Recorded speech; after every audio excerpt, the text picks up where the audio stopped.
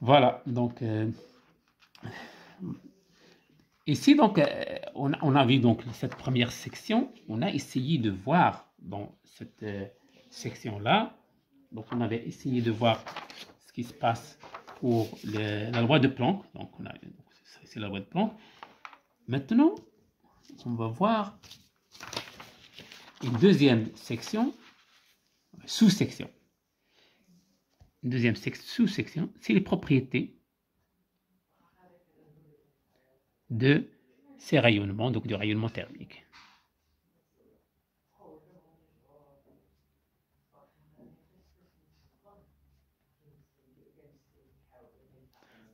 Voilà. Propriétés du rayonnement thermique. On va essayer de calculer d'abord l'énergie totale de ce, donc l'énergie totale. Ça va être tout simplement dans l'enceinte. Pour le moment, on est dans l'enceinte. Donc, l'énergie totale dans l'enceinte est, je peux la noter, je vais tout simplement la noter U, si vous voulez, U, quoi est égal au volume fois l'énergie, fois la densité d'énergie totale.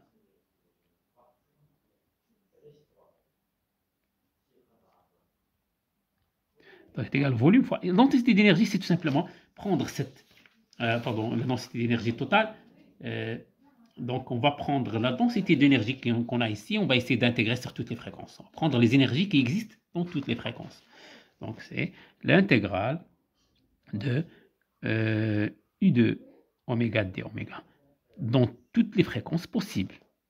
Donc, ce qui va être V fois. Alors, le U de oméga, j'ai H bar sur P carré C au cube. Donc, par la loi de Planck, c'est oméga au cube, donc c'est l'intégrale de 0 à l'infini, oméga au cube sur exponentielle bêta H bar oméga moins 1 d oméga. Voilà. Ça, c'est donc, ça va être l'énergie totale donc, qui va être, donc, qui existe. Qu'est-ce que je vais faire maintenant? Il suffit de calculer cette intégrale, c'est évident. Donc, on va faire un changement de variable, comme on a de coutume de le faire. Donc, x est égal à bêta h bar oméga, ce qui implique que notre énergie totale qui existe dans l'enceinte est égale à v h bar sur p carré c au cube multiplié par. Alors, si je fais x égale bêta h bar oméga, donc je vais multiplier, donc c'est-à-dire que tout simplement oméga égale kbt x sur h bar. Voilà, donc c'est kbt sur h bar. Mais c'est 4 fois, c'est à la puissance 4 z à l'infini x cube sur exponentielle x moins 1. C'est un peu, ça ressemble au calcul qu'on a fait pour le nombre de particules. Donc égal, donc j'ai h bar 4 ici, donc j'aurai v ici, kb à la puissance 4 sur p carré c au cube h bar à la puissance, pardon, donc j'ai déjà h bar au cube. Voilà. Et là, j'ai t à la puissance 4 multiplié par ça. Et ça, on connaît ça. C'est quoi? C'est encore une fois la fonction zeta 4 fois gamma de 4. Alors, gamma de 4 égale 3 factoriel égale 6. Et si vous voyez dans un tableau, la fonction zeta 4 égale tout simplement P4 sur 90. Et donc, si vous faites produit, ça va être P4 sur 15. Donc, fois P4 sur 15. Voilà. Donc, ce qui implique que U égale, alors P4, donc il reste un P carré. Donc, j'ai un V, bien sûr, donc, toujours c'est donc un V fois pi carré. C'est ça? Donc, KB à la puissance 4, C au cube, H par au cube, T à la puissance 4. Donc, ça, c'est l'énergie. Encore une fois, la densité totale d'énergie, donc celle que j'ai marquée ici, la densité totale d'énergie. Densité d'énergie par unité de volume totale, c'est, je vais la noter encore une fois, U total, au lieu d'avoir U. Oui, c'est l'intégrale de U, c'est celle-là. Ça va être juste U sur V, ce qui implique U total égale à pi carré KB à la puissance 4 sur C3 H bar 3 T à la puissance 4. Voilà. Ça, c'est un résultat important. Encore une fois, ça montre combien y a-t-il d'énergie par unité de volume dans l'enceinte. Ça, c'est proportionnel à la température à la puissance 4. Donc, il varie beaucoup avec la température. Donc, ça, c'est un résultat très important. Mais, il y a un autre résultat qui va être important, c'est que, regardez maintenant, si j'essaie de regarder, donc je vais essayer de la porter là. Voilà. Ça, c'est l'énergie qui existe ici par unité de volume. Si je veux voir l'énergie que je veux recevoir, ici par unité de surface, je vais recevoir là. Donc, c'est à partir de ce trou, ce que je veux recevoir. C'est reçu. Donc, si je vais essayer de voir l'énergie de reçu, je vais voir quelque chose qui est presque proportionnel à ça. Je vais trouver quelque chose presque proportionnel à ça.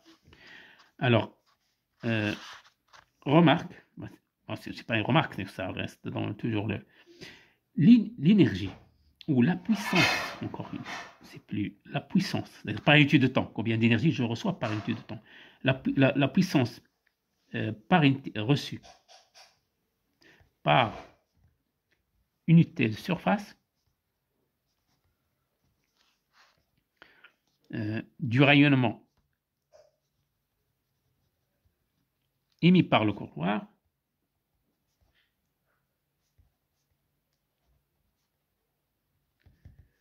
donné par, donc ça va être, donc je vais l'appeler P, c'est pas grave, il va être égal quelque chose proportionnel à T à la puissance 4 encore une fois. Ça c'est important. Avec sigma égale, je donne directement le résultat de ce sigma. Avec sigma, j'essaie de voir où est-ce qu'il est ce sigma là. C'est pi carré sur 60. Pi carré sur 60, KB à la puissance 4 sur C carré H cube. C'est un peu proportionnel à ça. Ça c'est une loi connue qu'on appelle la loi de Stefan-Boltzmann. Ça, c'est la loi de possibilité. Et ça, c'est la constante de Stefan-Boltzmann. Donc, loi de Stefan-Boltzmann. Boltzmann. Donc, ça, c'est égal en application numérique. Donc, c'est à peu près égal. Je vais dans 5,6. 5,6.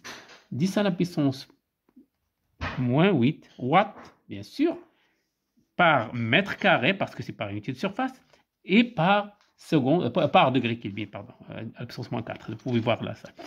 Watts par mètre carré, degré Kelvin à la puissance 4. Okay. Watt contient déjà le second, c'est-à-dire énergie par unité de seconde par mètre carré. Donc c'est puissance. Donc puissance par mètre carré. Mais vous voyez, il faut diviser ici par degré Kelvin à la puissance 4 pour avoir simplement. Ça c'est pour la constante, pour sigma. Mais pour P, c'est juste watt par mètre carré. Oui. P, l'unité de P égale watt par mètre carré. Bien. Alors, ça, c'est très important pour les applications. Alors, comment, c'est la démonstration de ça, démonstration.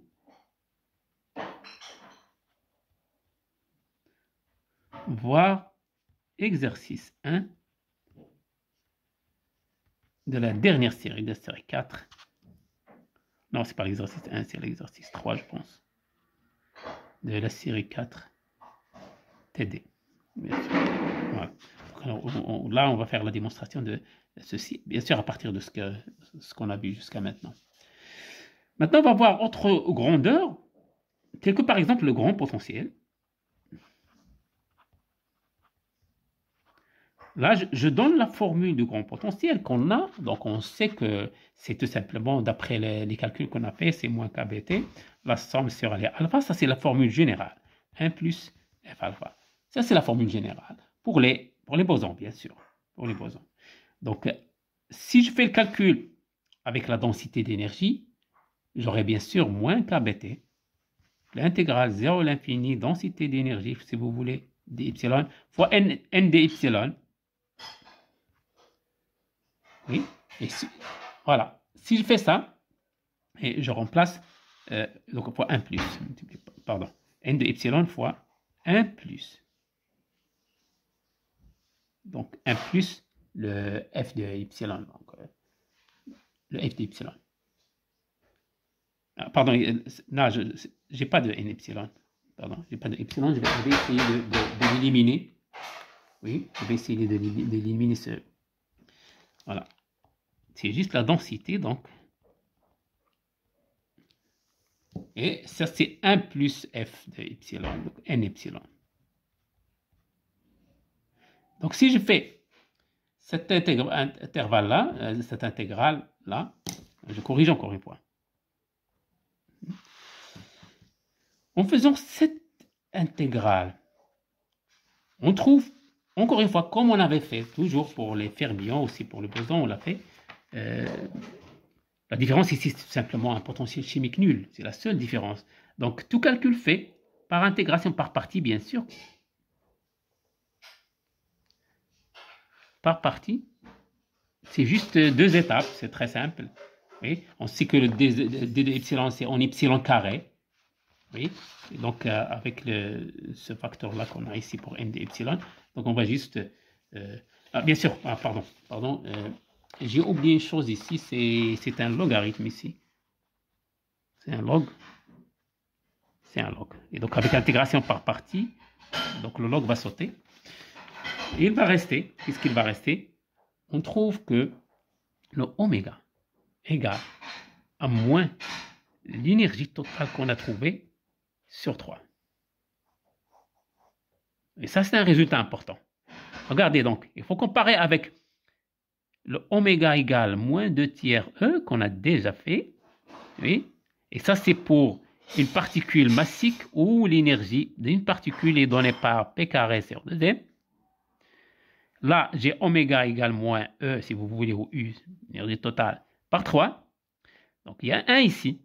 Tout simplement parce que notre relation de dispersion, ou notre relation epsilon en fonction de P, c'est PC. Donc, c'est linéaire, c'est pour ça. Donc, le facteur 2 ici, voilà sa place. La puissance de 1 ici, sa place est ici. Voilà. Donc, cette différence devient tout simplement parce qu'il y a une différence dans l'expression de l'énergie, c'est tout. Mais le calcul, c'est exact pour les deux. Bien, voilà, donc pour le oméga, donc je vais tout simplement déduire en déduction. Donc, si je calcule la pression, pour la pression, P, en fonction de oméga, c'est moins d de oméga sur dV, bien sûr à température fixe. Si je prends la dérivée, alors ça va être moins 1 tiers d de U sur dV. Et je connais déjà le d de U sur dV. Le U en fonction de V, je viens de le déterminer. Le U, voilà, lorsque je dérive par rapport à V, ça me donne uniquement ça. Donc, ce qui implique que P est égal à moins 1 tiers, multiplié par, alors le U. Alors, j'ai oublié, c'est les 1 signe moins, donc c'est plus ici, pardon, 1 tiers. Et là, j'ai P carré, KB à la puissance 4 sur C au cube, H bar au cube, T à la puissance 4. Et donc, j'ai une pression. La pression est proportionnelle à T à la puissance 4. Oui, donc c'est pas à T, c'est à T à la puissance 4. Donc pression, mais de quoi il s'agit cette pression? En fait, il est dû